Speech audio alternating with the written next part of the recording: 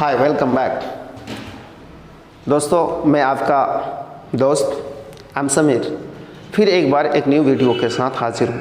आज की वीडियो बहुत ही इम्पॉर्टेंट होने वाली है, क्योंकि मैं अंग्रेज़ी की जड़ पर काम करने वाला हूँ। आज बहुत ही छोटा सा वीडियो होगा जिस पर मैं अंग्रेज़ी की जड़ पर बातें करूँगा। मैं और आप यानी हम सब मिलकर आज ये देखेंगे कि अंग्रेज़ी की जड़ कहाँ है। इसे थोड़ा आज रिसर्च के रूप पर हम बात करने की कोशिश करेंगे। बिल्कुल छोटा सा क्लास। दोस्तों, हमें सीखना क्या होता है? इंग्लिश। सबसे पहला चीज़ है, यहाँ एक क्वेश्चन हमारे दिमाग में राइज हो रहा है कि इंग्लिश क्या है। तो आप के दिमाग में ये आ रहा होगा कि इंग्लिश एक लैंग्वेज है, भाषा है। बेशक ग्रामेटिकल क्लास में अगर आप देखें तो इंग्लिश एक नाउन वर्ड है। जिस तरह से हिंदी, संस्कृत, उर्दू, अरबिक एक लैंग्वेज है, एक भाषा का नाम है, उसी प्रकार से इंग्लिश एक भाषा के नाम है। इंग्लिश अगर एक भाषा का नाम है तो इंग्लिश अपने आप में क्या हुई? एक लैंग्वेज हुआ। और अगर इंग्लिश अगर एक लैंग्वेज है तो इंग्लिश को सीखना हमारे लिए कितना आसान हो सकता है। अगर अंग्रेजी एक लैंग्वेज है तो हम इस लैंग्वेज को किस ढंग से सीख सकते हैं? इसके लिए हमें लैंग्वेज से क्वेश्चन करना पड़ेगा कि लैंग्वेज बताओ तू क्या है। तो लैंग्वेज कहेगा कि मैं अपने आप में कुछ नहीं हूँ, मैं अपने आप में एक कम्युनिकेशन हूँ, वार्तालाप करने का, लोगों को अपनी भावना बताने का और लोगों की भावना जानने का एक माध्यम हूँ, अर्थात मीडियम हूँ। तो लैंग्वेज क्या है? एक मीडियम है। तो अगले सवाल ये होती है कि किसी भी भाषा को बोलने का मीडियम कितने हैं, यानी कितने तरीक़े से किसी भी भाषा को बोला जा सकता है। तो दोस्त, अगर किसी भी भाषा को आप बोलना चाहते हैं तो जहाँ तक मैं समझता हूँ कि 3 मीडियम्स हैं। पहला जिसे हम कहते हैं बाय स्पीकिंग, दूसरा है बाय राइटिंग और तीसरा है बाय जेस्चरिंग। दोस्त, अगर बाय स्पीकिंग की बात करें या बाय राइटिंग की बात करें तो यहाँ पर जो मुझे सीखने की आवश्यकता है, यानी बोलने या लिखने के लिए, वो मेन चीज़ है वर्ड्स। क्योंकि लिखने के लिए वर्ड्स की आवश्यकता है और बोलने के लिए भी वर्ड्स का आवश्यकता है। अब जितना अच्छा राइटर बनना चाहते हैं उतना ज़्यादा आपको वर्ड्स पर काम करना पड़ेगा, क्योंकि आपके पास शब्दों की अंबार होगी, बहुत सारा शब्द होगा, तो आप चीज़ों को बहुत ही शानदार रूप देकर लिख सकते हैं। उसी प्रकार से अगर आप एक अच्छा स्पीकर बनना चाहते हैं तो आपके पास शब्दों की भंडार होनी चाहिए। चूँकि अगर आपके पास शब्द बहुत ज़्यादा है तो आप किसी भी बातों को बहुत आसानी से लोगों तक पहुंचा सकते हैं, यानी आप लोगों से अच्छा कनेक्शन बना सकते हैं। तो बोलने या लिखने के लिए हमें शब्दों की आवश्यकता है, इस चीज़ को कभी ना भूलें। लेकिन हाँ, मैं छोटा सा आपको 1 मिनट आपका लेते हुए कुछ बातें करना चाहूँगा।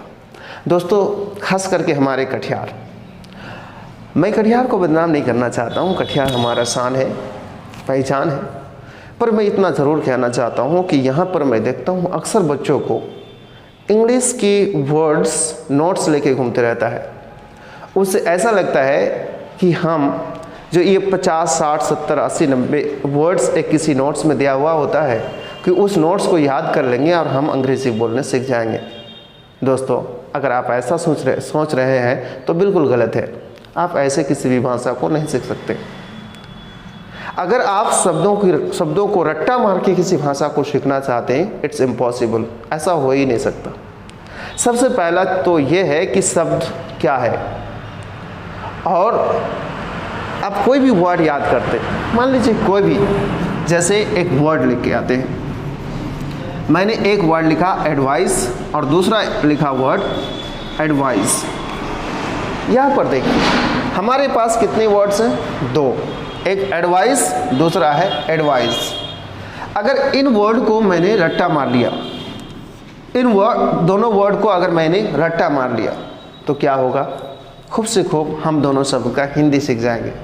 लेकिन क्या फ़ायदा, हमने हिंदी सीख लिया और इन दोनों वर्ड में से हम किसी वर्ड को यूज़ नहीं कर पा रहे हैं अपने डेली लाइफ में, तो क्या फ़ायदा। ज़रा बोलिए, आपने हज़ारों वर्ड्स याद किया लेकिन उन शब्दों को अपने डेली लाइफ में यूज़ नहीं कर पा रहे हैं, तो क्या फ़ायदा है। जब भी आपसे पूछा गया कि बताओ बेटा एडवाइस क्या है, तो आप कहेंगे क्या है, एक शब्द है। एडवाइस क्या है, आप कहेंगे एक शब्द है, और वो बंदा हंसेगा, कहेगा हाँ बेटा ये शब्द तो है, लेकिन ग्रामेटिकल क्लास में ये क्या है, नाउन है, प्रोनाउन है, एडजेक्टिव है, क्या है, और आप बोलने में असमर्थ हैं। तो समझ लीजिए वैसे शब्द याद करके कोई फ़ायदा नहीं है। तो फिर देखिए, अगर मैं कहूँ एडवाइस तो क्या है दोस्त, नाउन। इसकी ग्रामेटिकल क्लास चेक करने से क्या पता चला, ये नाउन है, ये क्या है, वर्ब है। अब नाउन या वर्ब इसकी पता कर लेना काफ़ी नहीं है।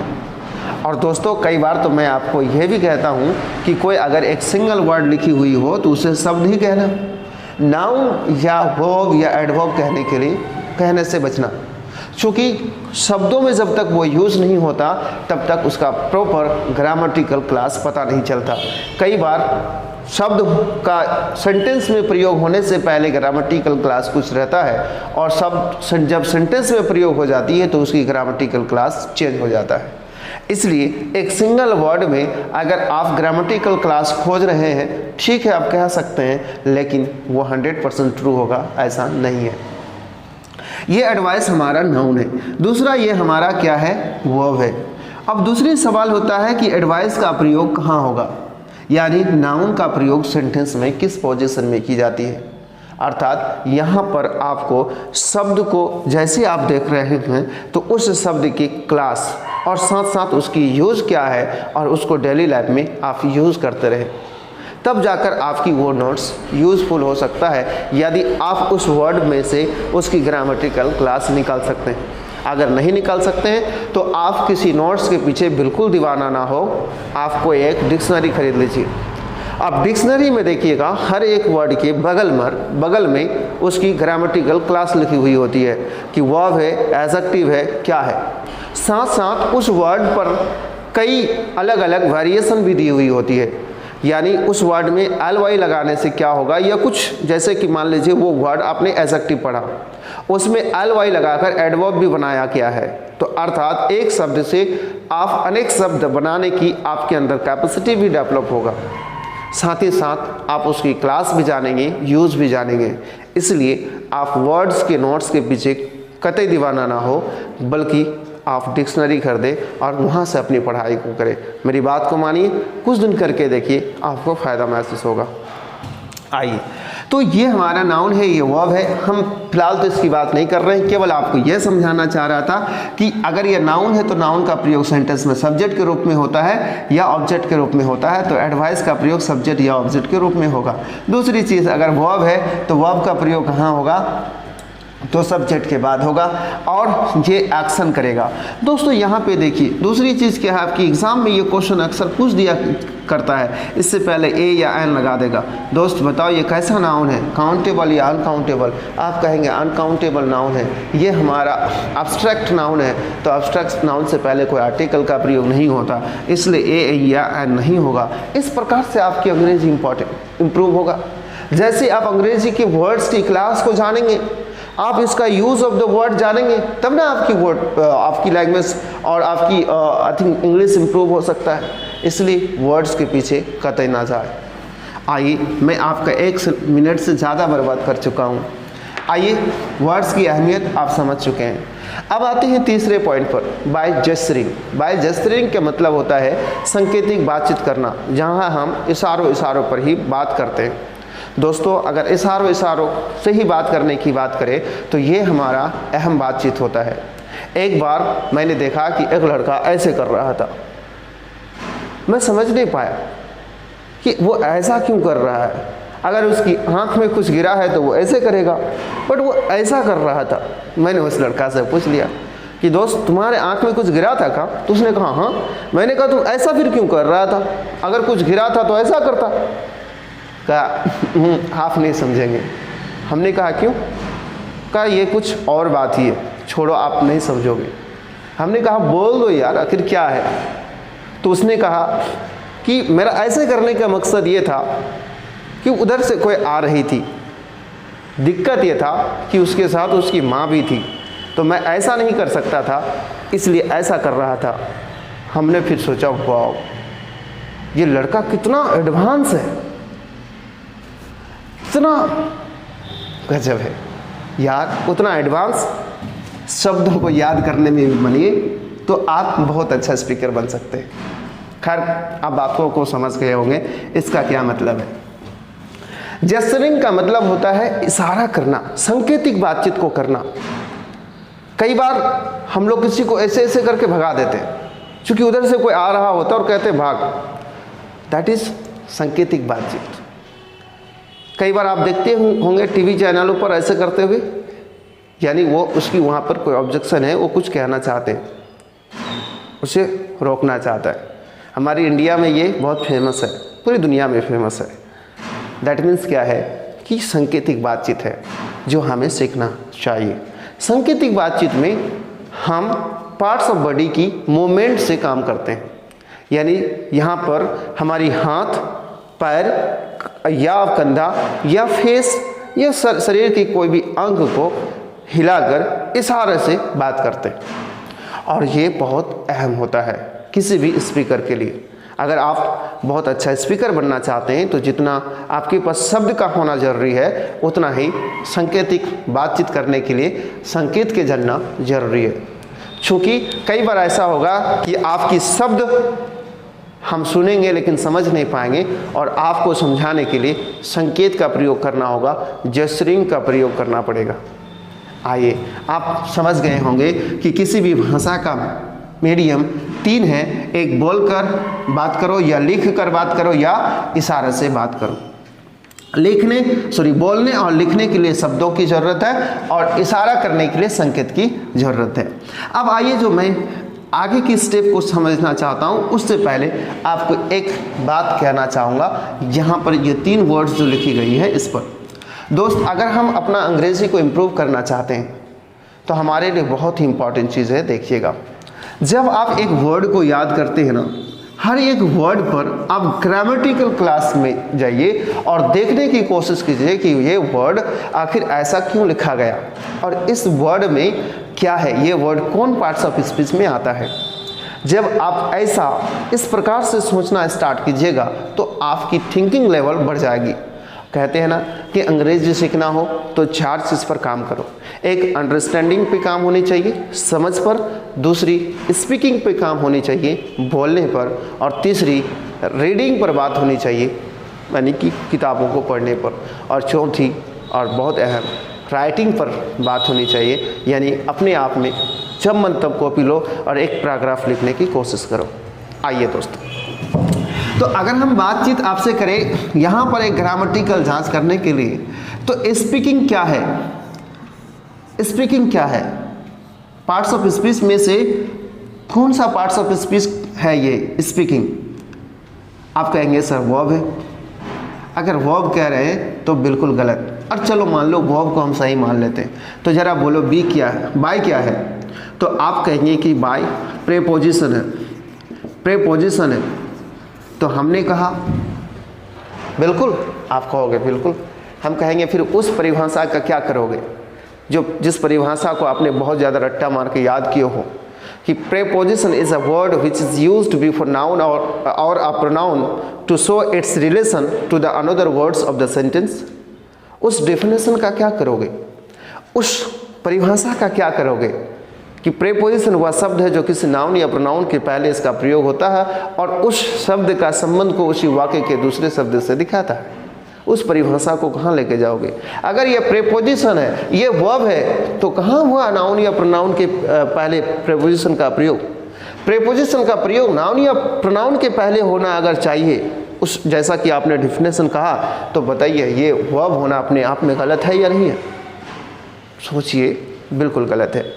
तो या तो ये प्रेपोजिशन नहीं होगा या तो ये वर्ब नहीं होगा, ये कुछ और होगा। आप कहेंगे सर स्पीकिंग वर्ब है, तो बेटा गलत है। जब आईएनजी हट जाएगा तो ये वर्ब रहेगी, लेकिन जैसे ही आईएनजी लग जाएगा अब ये वर्ब नहीं बचा, वर्बल नाउन हो गया, अर्थात ये नाउन के रूप में काम करने लगा, जेरेंट के रूप में काम करने लगा, जो नॉन फाइनाइट वर्ब है।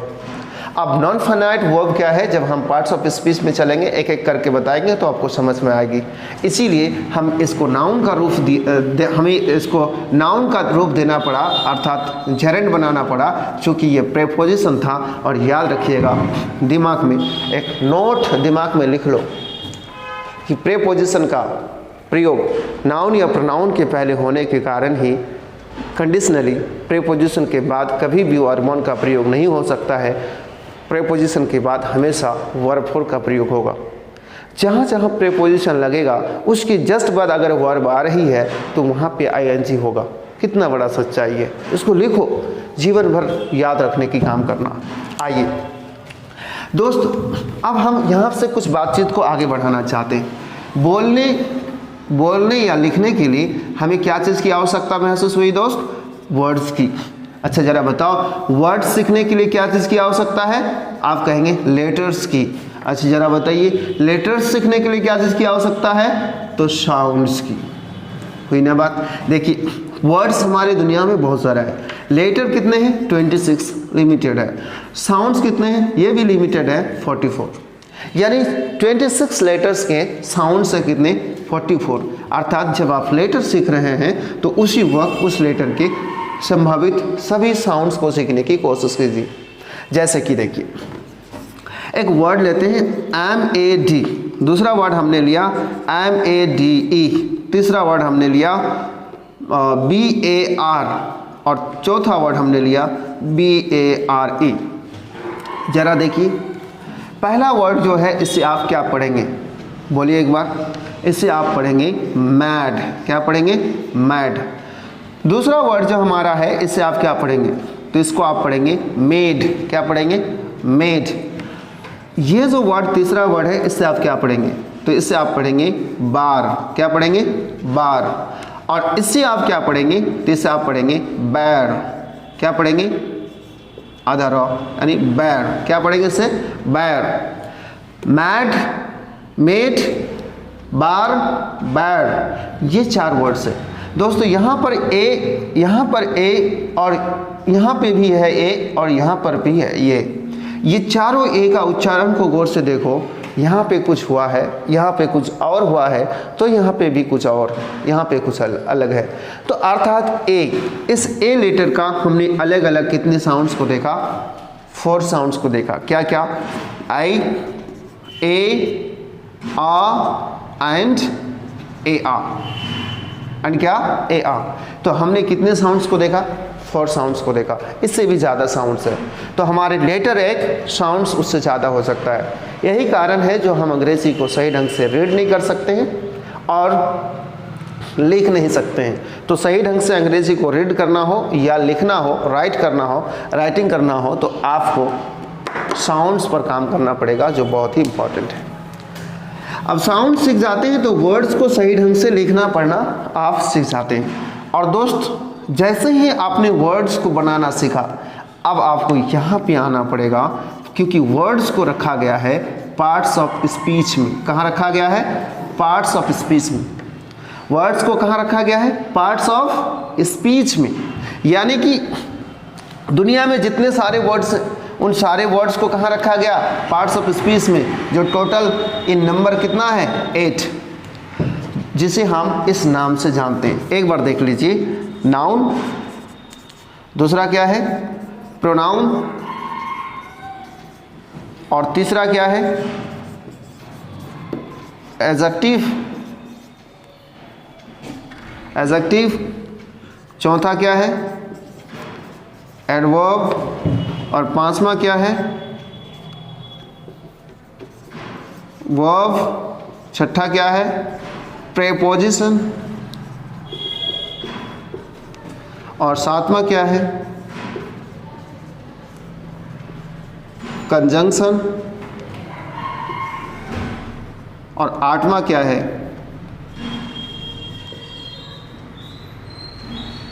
इंटरजेक्शन। टोटल 8। कितने पार्ट्स ऑफ स्पीच है? तो टोटल 8। अर्थात दुनिया में जितने भी वर्ड्स हैं उन सभी वर्ड्स को रखा कहाँ गया? या तो नाउन में, या तो प्रोनाउन में, या तो एडजेक्टिव में, या तो एडवर्ब में, या तो वर्ब, प्रीपोजिशन, कंजंक्शन और इंटरजेक्शन। यानी किसी भी वर्ड को आप पढ़ते हैं तो उस वर्ड का ग्रामेटिकल क्लास चेक कीजिए। या तो वो वर्ड आपका नाउन होगा, प्रोनाउन होगा, एडजेक्टिव होगा, एडवर्ब होगा, वर्ब होगा, प्रीपोजिशन होगा, कंजंक्शन होगा, इंटरजेक्शन होगा। इससे बाहर कोई वर्ड नहीं हो सकता है। तो आप तुरंत कहते हैं कि सर ए या एन या द ये तो आर्टिकल है, जिसको आपने इसमें लिखा ही नहीं। तो बाबू आर्टिकल क्या है? एक डिटरमिनर है, और डिटरमिनर किसका होता है? एडजेक्टिव का पार्ट है, सब क्लासेस है। अर्थात ए एन द एक आर्टिकल है, जिसे किसी बंदे ने एडजेक्टिव कह दिया तो इसे मारोगे नहीं, क्योंकि एडजेक्टिव का ही पार्ट आर्टिकल है, जो उसकी सब क्लासेस है उसे अलग से बनाया गया है। इसलिए किसी ने और अलग अलग देखे होंगे ना, डिग्री क्या क्या अलग अलग चैप्टर्स के नाम होते हैं, वो सब यहाँ से निकल के आया है, यहाँ से निकल के आया है। तो दोस्त आर्टिकल कहाँ से निकल के आया? तो वो आया है एडजेक्टिव से। दुनिया में कोई और चीज़, अगर आपने टेंस सुना है, टेंस, सर टेंस, तो टेंस क्या ये 8 पार्ट्स ऑफ स्पीच में नहीं है? तो बाबू टेंस कहाँ है? वर्ब में है। यानी टेंस में हम वर्ब की अध्ययन करते हैं, और वर्ब अगर पढ़ेंगे तो टेंस की पढ़ाई हो जाएगी। उसी प्रकार से पैसिव नरेशन, ये वर्ब से रिलेटेड टॉपिक्स हैं। तो इन्हीं से रिलेटेड आपको मिलेगा। दुनिया में अंग्रेजी को सीखना चाहते हैं तो दोस्त सबसे पहला टेंस या पैसिव या नरेशन में काम करना है, ऐसा बिल्कुल नहीं, जो हमने पहला वीडियो में कह चुका है। आपको सबसे पहला पार्ट्स ऑफ स्पीच को समझना है। अब इसको जहाँ से इजी महसूस होता है वहाँ से स्टार्ट कर सकते हैं। मैं यहाँ पे ये रोक नहीं लगाऊंगा कि पहले नाउन से, लेकिन कंडीशनली नाउन से ही स्टार्ट होना चाहिए।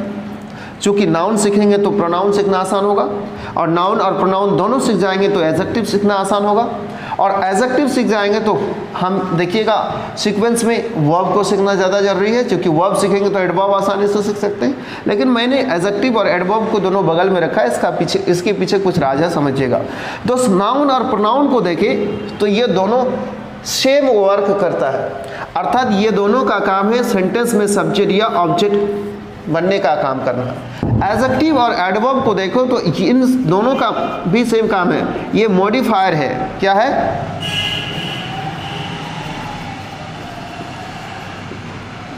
ये मॉडिफायर का काम करता है, अर्थात क्वालिफायर का काम करता है। ये एडजेक्टिव और एडवर्ब, ये एडजेक्टिव खास करके नाउन या प्रोनाउन की विशेषता को बताता है, और एडवर्ब जो है, एडवर्ब विशेष करके वर्ब या एडजेक्टिव या अन्य किसी एडवर्ब या हो सकता है प्रीपोजिशन, यानी अदर पार्ट्स ऑफ स्पीच की, ये उसकी क्वालिटी को बताता है, अर्थात उसकी ढंग को बताता है, उसकी विशेषता को बताता है। तो ये दोनों का काम एक है, विशेषता को बताना। ये दोनों का काम है सेंटेंस में सब्जेक्ट या ऑब्जेक्ट का काम करना। वर्ब का तो अपना एक खास दुनिया है, इसको अलग अलग रूप से लगभग तकरीबन 4-5 वीडियो में वर्ब को सीखना पड़ेगा। उसके बाद आते हैं प्रीपोजिशन। प्रीपोजिशन इसका और कंजंक्शन इसका, ये दोनों का लगभग सेम काम है। ये दोनों क्या करता है? सेंटेंस में सेंटेंस को बड़ा बनाने के लिए कनेक्टर्स का काम करता है। प्रीपोजिशन का और कंजंक्शन का, ये दोनों बिल्कुल अलग अलग चीज़ है, जो हम पढ़ेंगे तो बिल्कुल समझेंगे, लेकिन कहीं ना कहीं दोनों का काम जोड़ने का है। ये नाउन या प्रोनाउन के पहले आता है, और उस नाउन या प्रोनाउन के संबंध को उसी वाक्य के दूसरे शब्द के साथ जोड़ता है। और ये ऐसा नहीं करता, बल्कि ये सेम 2 क्लास के बीच आता है। जैसे एक नाउन के बीच, 2 नाउन के बीच ही आ जाएगा, एक नाउन को दूसरे नाउन से जोड़ेगा, जैसे संपा एंड सीता, तो एंड हमारा कंजंक्शन है। या फिर 2 क्लाउज के बीच आ जाएगा, एक क्लाउज को दूसरे क्लाउज के साथ जोड़ेगा, या दो सेंटेंस के बीच आ जाएगा, एक सेंटेंस को दूसरे सेंटेंस के बीच दूसरे सेंटेंस से जोड़ेगा। तो ये जोड़ने की काम करता है कनेक्टर्स का। और इंटरजेक्शन जो है, ये हमारी भावना को एक्सप्रेस करने के लिए होता है। जैसे कि आपने कहता ना वाव, नहीं तो वाव वर्ड क्या है? इंटरजेक्शन है, ये भावना को एक्सप्रेस करने के लिए होती है। तो दोस्त इन्हीं के मदद से हम क्या बना सकते हैं, यानी इन्हीं पार्ट्स ऑफ स्पीच के मदद से हम सीखेंगे फ्रेज। क्या सीखेंगे? फ्रेज। और इन्हीं के मदद से हम सीखेंगे क्लॉज, और इन्हीं की मदद से हम सीखेंगे सेंटेंसेस। क्या सीखेंगे? सेंटेंसेस। कंडीशनली बात पहले फ्रेज का होना चाहिए, फिर क्लॉज का, फिर सेंटेंस का, लेकिन हम आपको सही से समझाने के लिए, ताकि आप समझ सके, इसलिए जो हम बात करेंगे वो बात मेरा होगा सबसे पहले सेंटेंस पर। किस पर होगा दोस्त? सेंटेंस पर। अब जरा देखिएगा सेंटेंस की अगर मैं बात करूं तो सेंटेंस क्या है। तो दोस्त सेंटेंस क्या है इससे समझने की कोशिश करते हैं। तो सेंटेंस शब्दों की एक ग्रुप होती है, a group of words which has complete sense meaning is called sentence. वो वैसे शब्दों की ग्रुप जिसका एक कंप्लीट मीनिंग हो, सेंस हो, अर्थ हो, उसे हम सेंटेंस कहते हैं। जैसे कि अगर सपोज दैट यहाँ पे एक सेंटेंस हमने ले लिया, बिल्कुल simple, she कुक्स food, she कुक्स food, वह खाना पकाती है। तो यह सेंटेंस जो हमारा शी कुक्स फूड है, ये हमारा एक सेंटेंस है, कंप्लीट सेंटेंस है। सेंटेंस को सेंटेंस होने के लिए क्या चीज़ की होना ज़रूरत है? सब्जेक्ट, वर्ब और ऑब्जेक्ट। सब्जेक्ट, वर्ब और ऑब्जेक्ट, तब वो एक सेंटेंस बन पाया। अर्थात मैं आपको इस ढंग से लिख के कह सकता हूँ कि सेंटेंस में तीन चीज़ होना ही चाहिए, subject, verb and object. Sentence, verb और ऑब्जेक्ट, और ऑब्जेक्ट अगर ना हो तो कंप्लीमेंट होगा। क्या होगा? कंप्लीमेंट होगा, कंप्लीमेंट होगा। और याद रखिएगा दोस्तों, आप लोगों ने अंग्रेजी सीखने के लिए मेरे ख्याल से बहुत सारा स्ट्रक्चर्स याद किए होंगे, रट्टा मारे होंगे। मैं आज आपको वादा करता हूँ कि आज के बाद स्ट्रक्चर्स रट्टा मारने की नहीं है। अंग्रेजी में बिल्कुल एक ही स्ट्रक्चर्स होता है जो सब्जेक्ट, वर्ब और ऑब्जेक्ट है। अगर सब्जेक्ट, वर्ब, ऑब्जेक्ट को समझ गए, बेसिकली वर्ब को समझ गए, तो फिर लफड़ा खत्म। आप सारे स्ट्रक्चर्स खुद से बनाएंगे। वर्ब को समझना पड़ेगा, जो बहुत बड़ा टॉपिक है मेरे ख्याल से, उसे एक एक करके समझने की कोशिश करना है। तो दोस्त यहाँ पे अगर सेंटेंस को देखें तो ये सेंटेंस हमारा क्या है? सब्जेक्ट है। कुक्स क्या है? वर्ब है। और फूड क्या है? ऑब्जेक्ट है। हाँ, कुक्स से याद आया एक बात, जरा बोलो तो बाबू, गो और गोज, इसमें कौन सिंगुलर कौन प्लूरल? तो बच्चे दौड़ कर कहता है ये सिंगुलर है सर और ये तो प्लूरल है। उससे पूछो क्यों, तो वो कहेगा कि सर हम लोग तो बचपन में पढ़े थे नॉट सिंगुलर से प्लूरल बनाने का नियम, और नीचे सर लिखाए थे एस या ईएस जोड़कर सिंगुलर से प्लूरल बनाया जाता है।